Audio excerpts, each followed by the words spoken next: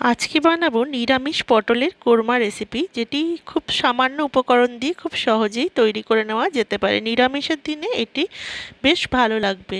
যার জন্য আমি অল্প খোসা রেখে পটলগুলোকে টুকরো করে কেটে নিয়েছি টুকরো করা আলু, আর আগে থেকে আমি মশলা বানিয়ে নিয়েছি, যার জন্য আদা কাঁচা লঙ্কা পেস্ট করে তার মধ্যে জিরে গুঁড়ো, ধনে গুঁড়ো, হলুদ গুঁড়ো এবং কাশ্মীরি লঙ্কা গুঁড়ো মিশিয়ে নিয়েছি।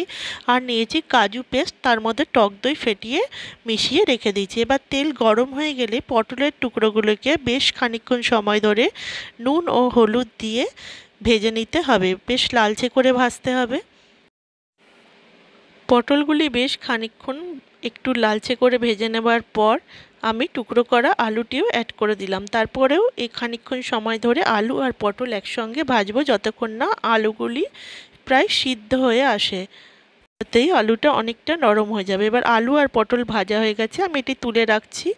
এরপর সেই কড়াইয়ে যে তেলটি অবশিষ্ট ছিল সেটার মধ্যে আমি দিয়ে দিলাম তেজপাতা, দিলাম গোটা গরম মশলা এবং তারপরে এটাকে একটু নাড়াচাড়া করে নিলাম এবং বানিয়ে রাখা আদা ও কাঁচা লঙ্কার পেস্ট দিয়ে খানিকক্ষণ সময় ধরে এটাকে কষিয়ে নিচ্ছি। এই মশলাটি খানিকক্ষণ কষিয়ে নেওয়ার পর আমি আগে থেকে বানিয়ে রাখা কাজু পেস্ট এবং তার মধ্যে মিশিয়ে দিয়েছিলাম টক দই, সেই মশলাটি এর মধ্যে দিয়ে আবার খানিকক্ষণ এটাকে হালকা আঁচে কষিয়ে নিচ্ছি। এটা থেকে যখন তেল ছেড়ে বেরিয়ে আসতে শুরু করবে সেই সময় আমি ভেজে রাখা পটল এবং আলুর টুকরোগুলি অ্যাড করে দেব। এইবার আলু আর পটল দেওয়ার পর আমি আন্দাজ মতো নুন এবং চিনি দিয়ে ভালো করে আরও বেশ খানিকক্ষণ সময় ধরে এটাকে কষিয়ে নিচ্ছি।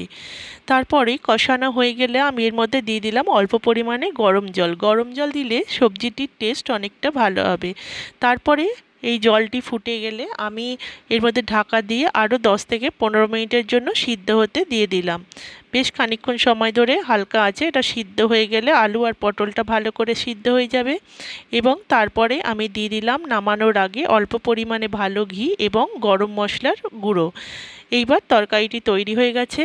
আরও 2 মিনিট ফুটিয়ে নেওয়ার পরে আমি তরকারিটি নামিয়ে নিচ্ছি। নিরামিষের দিনে এরকম পদ হলে একটা ভাতের সাথে বেশ ভালোই খাওয়া যেতে পারে।